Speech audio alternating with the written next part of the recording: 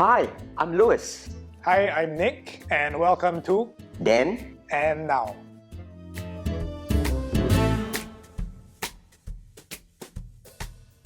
I'm 78, turning 79. I started my career at the age of 14, whereby I played in some cabaret in Singapore. I'm 28, and I started my musical journey when I was about 13. I was just playing in punk bands in different bars and small venues around Singapore.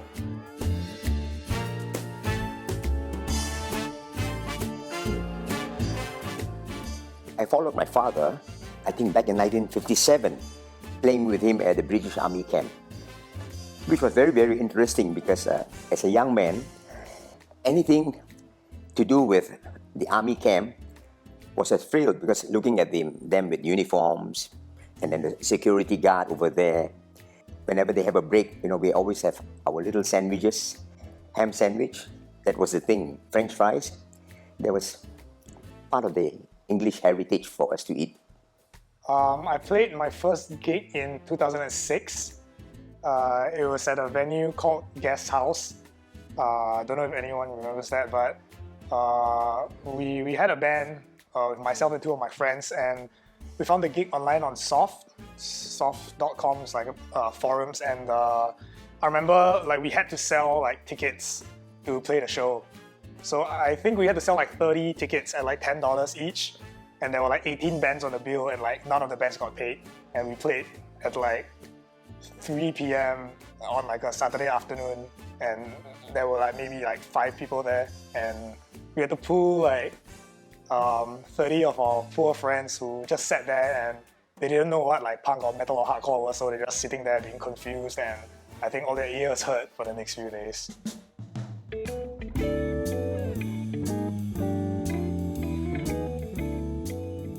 I worked with many, many artists, and people like Jane Russell and Betty Davis, played with Julie London, played with Rosemary Clooney. It's like forgotten dreams, I would say. I was in the Vietnam War for 6.5 years.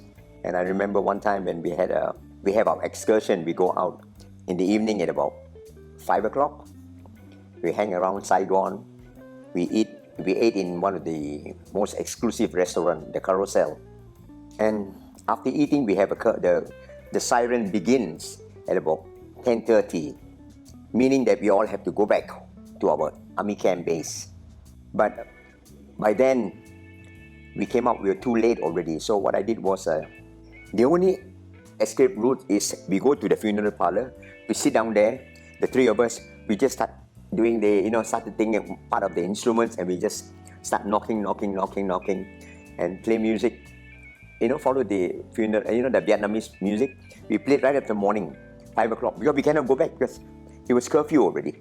Then we catch the Ciclo, and it drives us back to Saigon. One of our guys would open the door for us to let us in, and we used to get lectured from the promoters that engage us to work there. You guys, you hang around, what if anything happens to you, you get shot and so forth. But we were too young to understand this kind of thing, For us, it was just purely excitement. I've played some weird gigs around the world over the years. I've actually played on the back of a lorry somewhere in France, some street festival. And I've played in a garage for 4th of July barbecue party somewhere in Ohio. I don't remember the name. But my most memorable gig is actually Bay Beats 2015. Just because one of my first real exposure to local music was 2007 Bay Beats. I still remember that pretty fondly. And I was watching bands like Plain Sunset and The Vacant Affair, and I was quite overwhelmed by the number of people who showed up and were supportive of local artists and local music, and their reaction was really good, and it taught me that there is a goal and a platform that we can work towards. Just carried on doing my thing, and then maybe it's 2015 we were invited to play the Powerhouse stage to actually close out the first night, and that was a very big deal for me just because I always saw it as one of the bigger platforms in Singapore. I didn't play my best. I think we drank a bit too many beers before the show, but I was very, very nervous and excited for that. I think that has to be up there.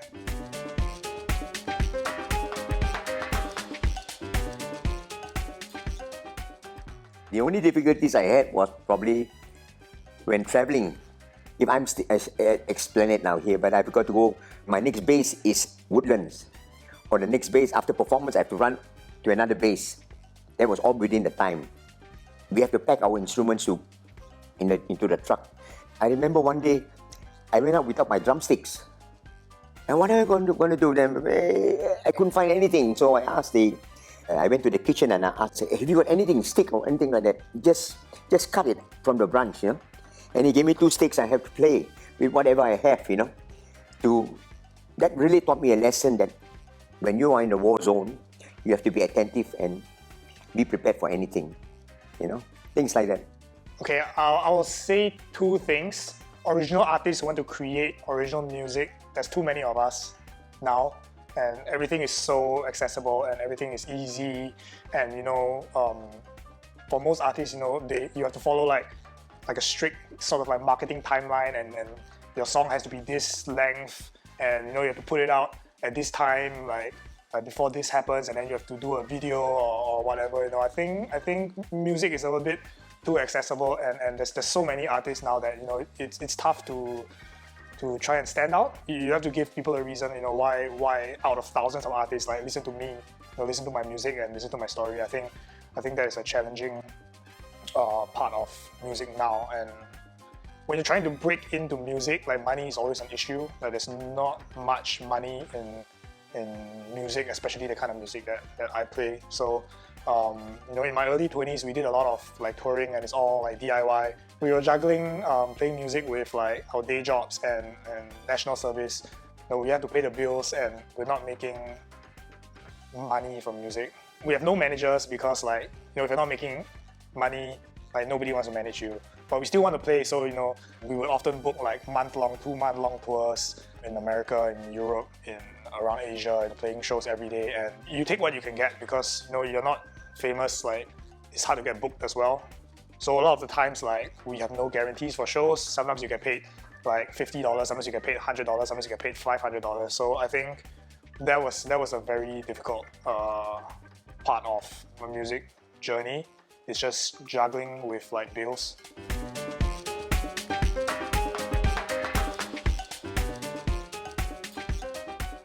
Because I meet so many artists, everyone I adore. I meet so many great artists. For example, okay, Buddy Rich Band play, wow, fantastic. And then after that, you met Ray Brown, the bass player. So many, Jimmy Witherspoon. Everybody was my idol because, you know what?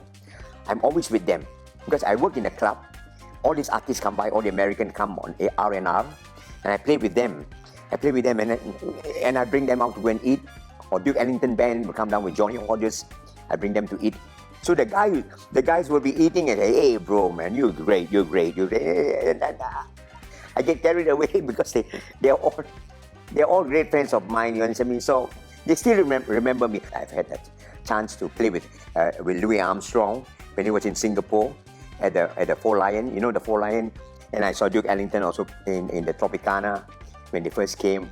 I saw Count Basie, and then when I went to Bangkok, I lived in Bangkok for 8 years.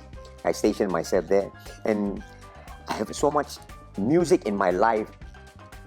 Yeah, greatest influence, it's tough. There's just so many bands out there that I love, and so many bands that inspire me. I think if I have to pick out like 1 or 2, I think Black Sabbath and Mastodon are 2 of my biggest influences. Just because whatever they did at their time, it was something totally different, and they hit hard. Right? You have to hit hard.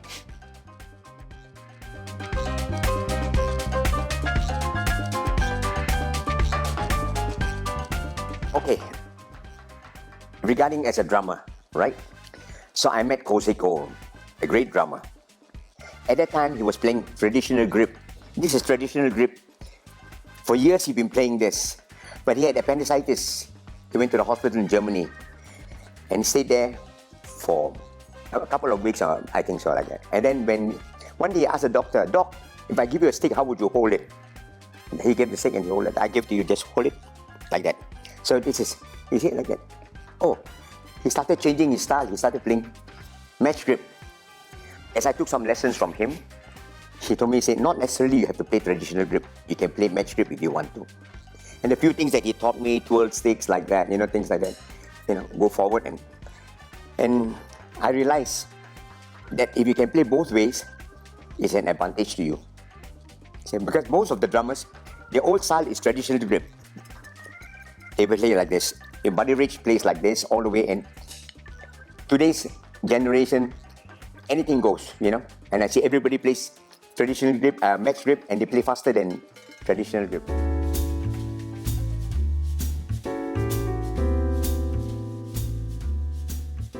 I enjoy metal music. Of course, if I'm going to earn a living, I won't be able to make money on metal music. Do whatever you please, and it gives you a lot of joy. Go ahead. For you to change to another subject, playing jazz, you got to start all over again. Or being a ballroom player, playing straight music. For the moment now, your feel is this hip stuff you're playing, right? And you're so used to it, you're focused on that. You understand me? Stick to it. Like me, my mind, I'm a jazz musician. I have things ding ding ding ding ding ding ding ding and dum dum da da da da da da da da dum da bum dum. To you, you won't quite understand that, right? Yeah. Right. Yeah. So stick to whatever you're doing. You're doing great. Don't worry about it. You travel in places already. You said you've been all the other places. A lot of drummers don't get a chance to travel like what you do. Today's generation, the drummer won't even get a chance to smell you in that sense. I'm telling you. In today's norm, through the phone, I like. The owner will call you sing. But you have nobody liking you, you can be the best. You're out of job. Yeah. I mean, that's how I feel, Stick to what you're doing. That is a special trait. Not anybody can play that. Stick to it, you enjoy it. And let me know where you're playing. I would come and listen. I will support you. And when I play, you come and support me too. Yes, okay.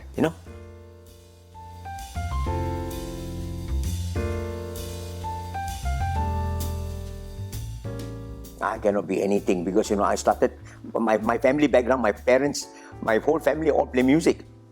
You ask me to change, to become footballer? Cannot. I cannot run faster than Afandi Ahmad. If I can go back in time and I can't play drums now, I think I'll try to be like a pro wrestler or something. It's performing, it's performances that not everyone will get. It's outrageous, it's outlandish, and it's like playing like what I play now. I think I would love to jump off a top rope. Thanks for joining us. I'm Lewis. I'm Nick, and this has been Then and Now. Bye. Bye.